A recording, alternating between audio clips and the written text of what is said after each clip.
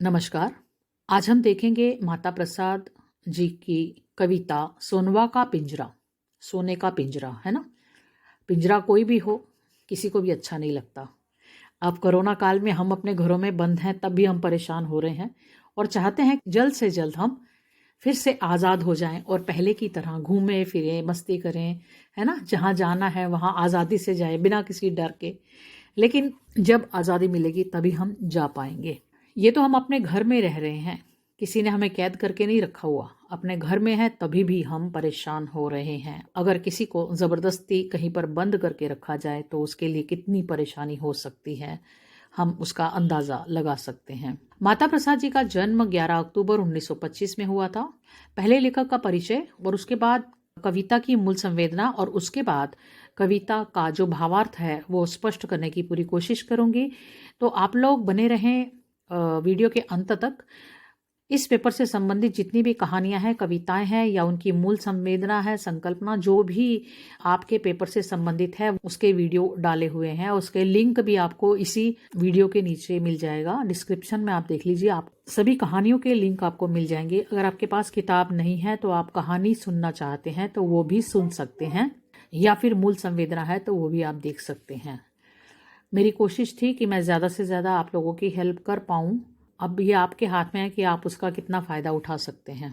ठीक है, तो पहले देखते हैं लेखक का परिचय। माता प्रसाद का जन्म 11 अक्टूबर 1925 में हुआ। उनके पिता का नाम स्वर्गीय श्री जगरूप राम था। माता प्रसाद मूलतः राजनीतिक चेतना के सशक्त हस्ताक्षर हैं। हिंदी के दलित साहित्य में उनका योगदान विशेष महत्व रखता है। वे बहुमुखी प्रतिभा के अप्रतिहत श्रम शक्ति के प्रतीक हैं। राजनीति, धर्म और सामान्य जीवन से संबद्ध विभिन्न क्षेत्रों में उन्होंने अनेक प्रयोग किए हैं। उनकी रचनाएं उनके असाधारण पुरुषार्थ, दृढ़ मनोबल एवं अनुशासित कार्य प्रणाली का परिणाम है। माता प्रसाद प्रगतिवादी चेतना के नाटककार, गीतकार एवं आलोचक हैं। उनके साहित्यकार का पोषण जिन तत्वों से हुआ है उनमें श्रम, सेवा, अभाव और ईमानदारी प्रमुख है। उनकी संपूर्ण रचना के मूल में त्याग, उत्सर्ग, उदारता, स्नेह आदि की उदात्त भावनाएं हैं, तो क्रांति और विद्रोह की भावनाओं से परिपूरित भी हैं। यही कारण है कि माता प्रसाद हमारे बृहत्तर सामाजिक, राजनीतिक और सांस्कृतिक जीवन परिवेश के एक खुले प्रकाश बन गए हैं। उन्होंने अपने जीवन का आरंभ एक शिक्षक के रूप में किया। अपने उत्तरोत्तर विकसित बोध, सामाजिक चेतना और सांस्कृतिक चैतन्य के कारण उन्होंने न केवल राजनीतिक सेवा बल्कि अपनी सांस्कृतिक सामाजिक सेवा सोपानों को पार करते हुए साहित्यिक पर्यावरण में भी अपनी खास पहचान बनाई है। प्रायः राजनीति से भी अपने क्रियाकलापों को उन्हीं क्षेत्रों तक सीमित कर लेते हैं जिसका उनकी राजनीतिक उपलब्धियों से सीधा सरोकार होता है। माता प्रसाद वस्तुतः एक विस्तृत एवं व्यापक संचेतन के संवेदनशील व्यक्तित्व हैं। उन्होंने अपने सामाजिक सांस्कृतिक जीवन के उन दुखते संदर्भों का गहराई से अनुभव किया है जिसने आज के भारतीय समाज के भीतर जर्जरित करते हुए टूटने के कगार पर ला खड़ा किया है। वे उन संवेदनशील लेखकों में हैं जिनकी संवेदना केवल वर्ग विशेष अथवा जाति विशेष की अग्रिम पीड़ा तक ही मुखर नहीं, बल्कि वह समग्र समाज की करुणा के मूल मर्मों तक अपने को जोड़ती है। सोनवा का पिंजरा, इस कविता की मूल संवेदना। सोनवा का पिंजरा प्रगतिवादी चेतना के नाटककार, गीतकार एवं आलोचक माता प्रसाद का प्रसिद्ध गीत है। भोजपुरी भाषा में लिखे इस गीत के माध्यम से गीतकार ने मुसहर नाम एक अत्यंत दलित जाति के मजदूर की पीड़ा को दर्शाने का प्रयास किया है। इस गीत में वह मजदूर अपना जातिगत नाम मुसहर बताता है और कहता है कि उसका कोई सहारा नहीं, फिर कैसे उसकी जिंदगी बीतेगी। जेठ की दोपहरी में उसे खेत में काम करना पड़ता है जिससे उसके शरीर से पसीने की धार चलती है। उसके बाद वो कंधे पर बहंगी में लकड़ी बांधकर उसे बेचने के लिए निकल पड़ता है। आपने देखा होगा कि कुछ एक बड़ा वाला डंडा ले लेते हैं और दोनों तरफ कुछ टोकरियां, दोनों तरफ जैसे तराजू होता है ना, तराजू के दोनों तरफ चीजें डाल देते हैं, तोलने के लिए काम आता है ना। उसी तरह से ये बहंगी बनाते हैं। डंडा होता है, उसे कंधे पर रख लेते हैं, उसके आगे पीछे दो टोकरियां लगी होती हैं जिस पर वो सामान बांध लेते हैं। ठीक है, बांध कर उसे बेचने के लिए निकल पड़ता है। उसके बाद वो कंधे पर बहंगी में ब शब्द है, बहंगी मत कर देना, बहंगी में लकड़ी बांधकर उसे बेचने निकल पड़ता है, लेकिन उसे डांट डांट कर ऊंची जाति के लोग आधे दाम पर उससे लकड़ी खरीद लेते हैं। उसके पास न रहने की जगह है, न खेती करने के लिए ज़मीन है, लेकिन फिर भी उसे गांव से निकाल देने की धमकी दी जाती है। घर के नाम पर उसके पास एक झोपड़ी मात्र है, उसी में उसका पूरा परिवार रहता है। उसके पास खाने का कोई ठिकाना नहीं है, इसलिए वो मगरमच्छ, सांप, चूहे, गिलहरी आदि खाकर अपना पेट भरता है। कुत्ते के साथ एक ही झोपड़ी में सोना उसकी मजबूरी है। गांव के दूल्हे दुल्हन की डोली को दौड़ते हुए ढोने के लिए उसे गांजा पीना पड़ता है। गरीबी के कारण कपड़े न होने पर जाड़े की रातें ठिठुर कर बितानी पड़ती हैं। झूठे मुकदमे में जेल होने पर मलबा ढोने के लिए उसे मजबूर किया जाता है। अंत में कवि सवाल उठाता है कि देश आज़ाद होकर भी देशवासी आज़ाद नहीं हैं। बहुत बड़ी बात कही है कि भारत देश तो आज़ाद हो गया, लेकिन हमारे देशवासी जो हैं वो अभी तक आज़ाद नहीं हैं, आज भी पुरानी रूढ़ियों में बंधे हुए हैं। उनकी गुलाम जिंदगी को गीतकार ने बहुत मार्मिक ढंग से प्रस्तुत किया है तथा उनके उद्धार के लिए आवाज़ उठाने का प्रयास किया है। लोगों का ध्यान आकर्षित करने की कोशिश की है कि हमें इन लोगों की मदद करनी चाहिए और इन पर अत्याचार नहीं करने चाहिए, उन्हें भी हमें इंसान मानना चाहिए, है ना। सोनवा का पिंजरा इसका मूल पाठ है। मैं पढ़ती हूँ, साथ में एक्सप्लेन करती जाऊँगी, आप ध्यान से सुनते जाइए। नाम मुसहरवा है। मुसहरवा मैंने आपको बताया था कि जो नीची जाति, सबसे नीची जाति है, उस जाति का नाम ही मुसहरवा है, और ये अपना नाम भी बता रहे हैं। नाम मुसहरवा है, कब नहूं सहरवा ना, कैसे बीते जिंदगी हमार। कोई शहर नहीं है, कोई ठिकाना नहीं है, है ना। हमारी जिंदगी कैसे बीतेगी हमें नहीं पता। जेठ दोपहरिया में सोड़िया, चिराई करी चले पिसनवा की धार। जेठ के महीने में जब बहुत ही गर्मियों के दिन होते हैं, दोपहर जिस वक्त सूरज पूरा सिर पर होता है, सोडिया चिराई करी। सोडिया एक तरह की लकड़ी होती है जिसको काटना बहुत मुश्किल होता है। उसे काटने में बहुत टाइम लगता है। मुझे किसी ने ये भी कहा था कि सोडिया ये लकड़ी जैसे वट वृक्ष होता है ना, वट वृक्ष का जो पेड़ होता है उसकी लकड़ी को भी सोडिया कहते हैं, ऐसे मैंने सुना था। चले पसीनवा, और जब गर्मी में वो लकड़ियां तोड़ते हैं तो पसीने की धार उनके शरीर से बहती है। बहंगी में बांध लई चलली लकड़िया, आधे दाम मांगे दुत्कार। जो पैसे वाले लोग होते हैं ना, ज़बरदस्ती इन लोगों से बार्गेनिंग करते हैं, है ना। थोड़े से इतने की दे दो, इतने की दे दो। बड़े बड़े मॉल में जाते हैं तब तो वहाँ एक चीज़ के 200 रुपये 400 रुपये फालतू भी दे के आ जाएंगे, तब इनकी हिम्मत नहीं होती कि उसको बोलें 100 रुपये कम कर दे, 50 रुपये कम कर दे, है ना। जब सेल लगती है तब भाग भाग के जाते हैं, और वो सेल में भी कोई उनको लगता है हम सस्ता लेकर आए, सस्ता कुछ भी नहीं होता, कोई भी उन्हें सस्ता नहीं देता। लेकिन जो गरीब होता ना, गरीब कोई मोची होगा तो मोची को अगर चप्पल से सिलाई करनी है, चप्पल टूटी है या कुछ ठीक करवाना है, तो उसको भी बोलेंगे भैया 20 रुपये क्यों मांग रहे हो, इतना सा तो काम है, 10 रुपये ले लो, 5 रुपये ले लो। अरे अगर आपने अपनी तरफ से उसे 5-10 रुपये एक्स्ट्रा दे दिए तो उसका तो काम हो जाएगा ना। वो बेचारा जहाँ पर एक दिन में जो भी कमाता है वो उसके खाने के लिए है, उसने कमाई करने के लिए नहीं है। उसको कोई बहुत बड़े उसका कारोबार नहीं है, उसको सिर्फ खाने के लिए ही काम करना पड़ता है।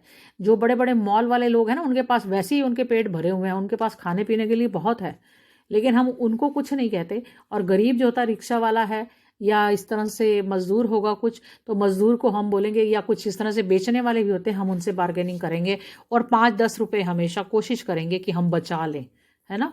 जबकि 5-10 रुपये में कुछ भी नहीं आता आजकल के ज़माने में।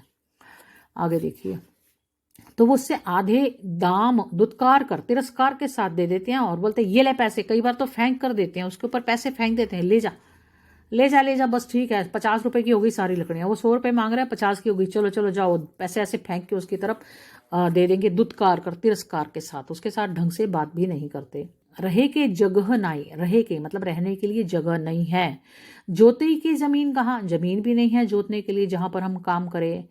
कह दे बे गांव से निसार, हमारे पास जोतने के लिए ज़मीन भी नहीं है, जहाँ पर भी काम करते हैं, कुछ भी काम होता है और इन अमीर लोगों के पास जाते हैं तो वो हमेशा हर वक्त हमें ये धमकी देते, तुम्हें गांव से निकाल देंगे, कह दे बे गांव से निसार, निकाल देंगे तुम्हें गांव से, चलो भागो यहाँ से। इस तरह से हमारे साथ बर्ताव करते हैं।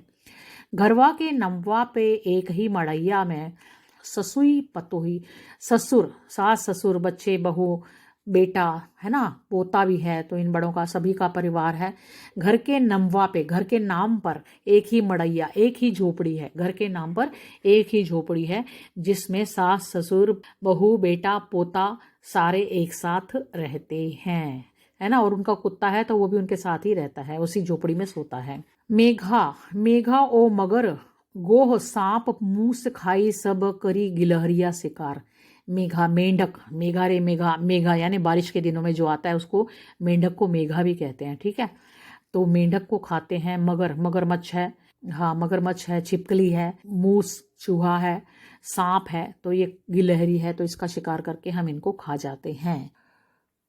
कुकुरा के साथ धाई जुठली पतरिया पे पेटवा है पपिया मढ़ार।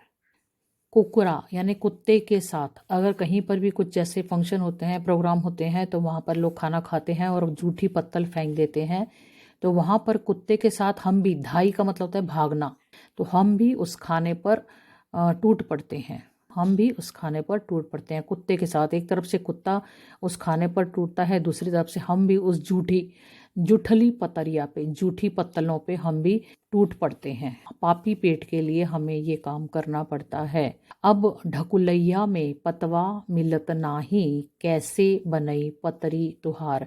ढकुलैया, ये ढकुलैया यानी भोजपुर का निवासी, तो कहते हैं यहाँ पर पतवा नहीं मिलता, कैसे बने पतरी तुहार, तो ऐसे लोगों की पतरी नहीं बनती। दूल्हा दुल्हन के डोली ले धावो गर, लेई गंजवा के दम मार। दूल्हा दुल्हन की डोली लेकर भागना पड़ता है, धावो गर अगर भागना पड़ता है डोली को उठाकर, लेई गांजे का दम मार कर, है ना, दम मारना, तो नशा करके वो काम कर सकता हूँ क्योंकि शरीर में ताकत ही नहीं है।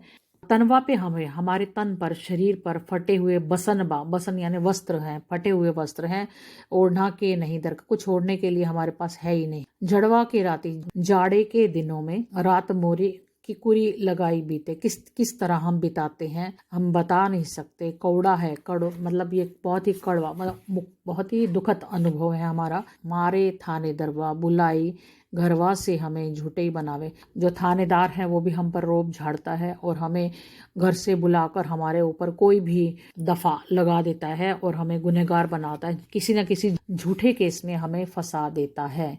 जेलवा में, जेल के अंदर गंदगी उठाने के लिए मजबूर करे, जेलवा में मवा उठावे मजबूर करे, केऊ नहीं सुनत गोहार, हम कितनी भी आर्त पुकार करें, दुहाई देते हैं, दया की भीख मांगते हैं, लेकिन वो हमारी बात नहीं सुनते।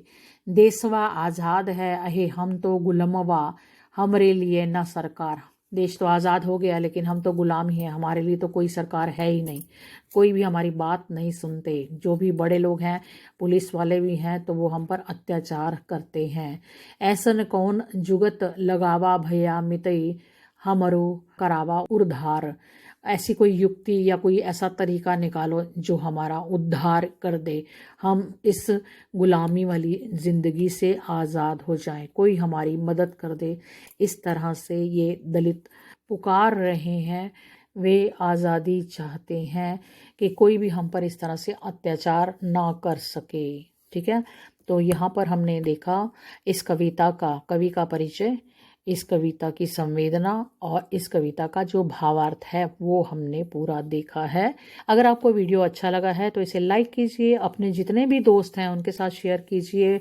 आप अगर सोशल मीडिया पर भी हैं तो वहाँ पर भी शेयर कर दीजिए। जो भी बच्चों के आपके ग्रुप हैं, व्हाट्सएप ग्रुप हैं, प्लीज़ वहाँ पर शेयर कर दीजिए, ज़्यादा से ज़्यादा बच्चों तक ये पहुँचे। मेरी मेहनत भी साकार हो जाएगी कि मैंने बच्चों की कुछ मदद की है, तो आपका आगे फ़र्ज़ है कि इस वीडियो को ज़्यादा से ज़्यादा बच्चों तक पहुंचाओ, और इससे मुझे भी प्रेरणा मिलती है काम करने के लिए। अगर आपको और किसी भी कविता की, कहानी की या किसी और चीज़ की ज़रूरत है तो नीचे कमेंट बॉक्स में आप ज़रूर लिख दीजिए। मैं पूरी कोशिश करूँगी, आपके एग्ज़ाम अभी आने वाले हैं तो उससे पहले आपको वो वीडियो मैं भेज सकूँ, ठीक है? तो मिलते हैं एक नई वीडियो में नए विषय के साथ। चैनल को सब्सक्राइब कर लेना, बेल आइकन ऑन कर लेना। जैसे ही मैं वीडियो अपलोड करूँगी तो आपको उसका मैसेज मिल जाएगा, ठीक है? मिलते हैं एक नई वीडियो में नए विषय के साथ। तब तक के लिए नमस्कार।